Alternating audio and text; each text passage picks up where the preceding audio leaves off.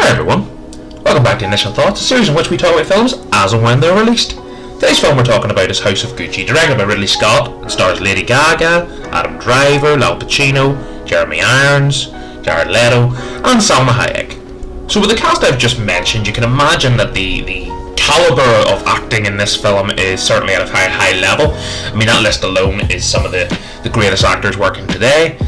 And for House of Gucci the early indications from the critics was that it certainly seemed to be kind of decent film, seemed to be the vibe that the critics were giving this, that it was just fine, wasn't amazing, wasn't awful.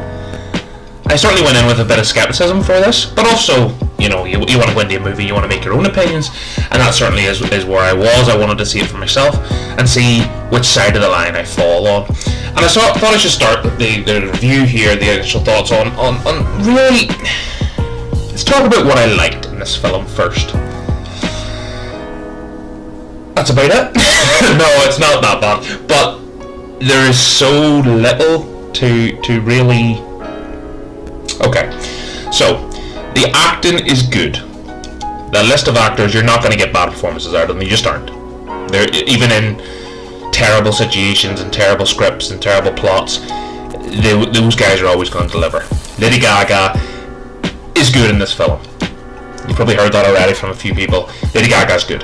Adam Driver's always good. There's no doubt about that. Al Pacino, what do I need to add to his legendary career? Al Pacino, that's Al Pacino. Jared Leto was one of the more fun things in this film. So the performances were good for what they were. The music, the soundtrack was pretty good. Some catchy songs in there. Yeah, that was a check mark. That was good. And I think we're out of the list of good in this film. Let's talk about the bad. And if you haven't realised already from my tone and my kind of attitude towards this film so far, there's a lot more bad than good to be said. This film, there's no other place to start when talking about the bad parts, is the pacing. This is one of the most boring films I think I might have ever seen. It is so self-indulgent, it thinks we really care about the plot that's going on. The story being told is not an engaging one, really. The incident that happens, that's all I'm saying on the incident, when the film kind of goes, okay, right, something's happened, oh, it's over. That's itself. But by the time something actually happens in this film that makes you open your eyes slightly, I mean, there's a few sex scenes here, that was good. You know, my pupils dilated slightly, you know, whenever that happened. Okay. Should have added that to the pros list. God, what am I doing? Let's stay on topic. The pacing, it is so boring, it's so dull. The conversations that these characters are having, for the most part, you would think that these characters, maybe not characters, these cast members would have more chemistry. There's only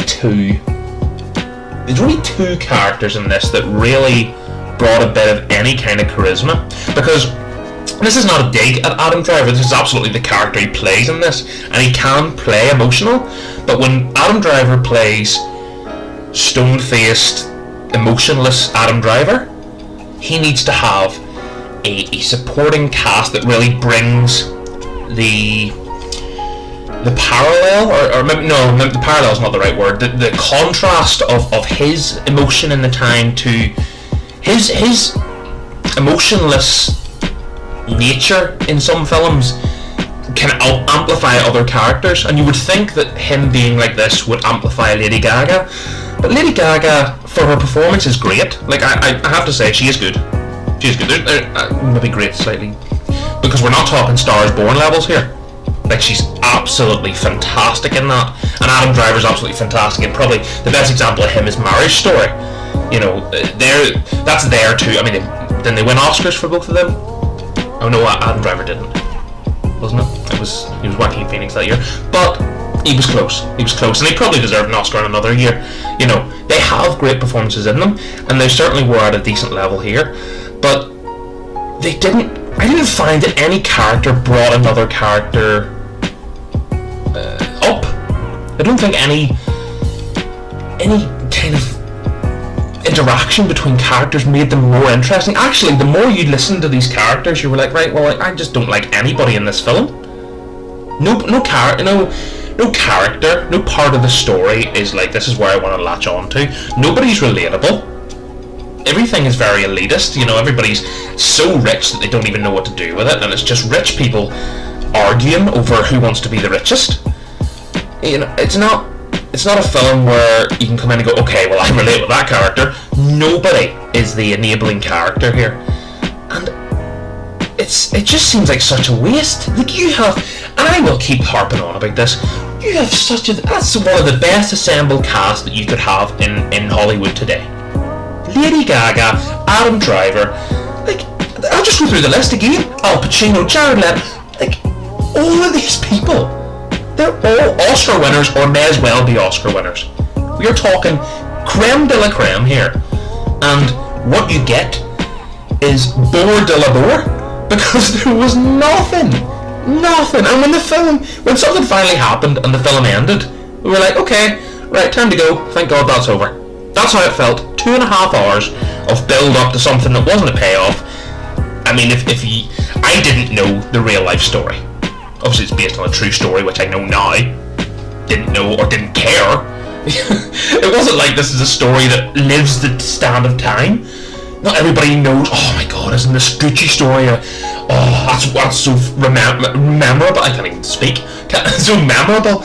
Nobody cares. Maybe some people do. Maybe I'm being too harsh. But nobody really cares about Gucci. Yeah, okay. Bought a handbag. Or maybe bought a knockoff handbag for 20 quid. Or 20 pounds or $20. Like, nobody... This is the origin story we all wanted. Isn't that right, everyone? It's a shame. It's a shame. I went in, and I know there was, as I said at the very start, there's mixed reviews, and you can see IMDb has gave this a pretty... people seem to be quite liking this film. And I don't know. I just don't get it. Fair enough. Listen, I'm not going to discredit anybody for enjoying a film. And you know me, there's films in my initial thoughts that I have gave way higher than everybody else. You know, there's films that I absolutely loved, but there's also films I absolutely despised when people thought were pretty good. I didn't despise this movie. Although, from what I've been saying so far, you probably could have put that together. You probably would have thought that he hates this. No, I don't hate the film. It just, for me, I hate the potential of what it could have been. I know you're based on a true story, but they're also not writing a documentary. You know, there's a potential here to tell a well-engaging story with some of the best actors working today. You can get them being charismatic with each other to the point where you care about at least one person. Care about at least one person and what happens. You're not rooting for anyone in this film. No one. There's not one person in this film that you're like, okay, well, I'll latch on to them, because they're all villains. Every character's a villain. Why would you care? You know, nobody is the, like, even a comic relief. There's not even a comic. There's nothing.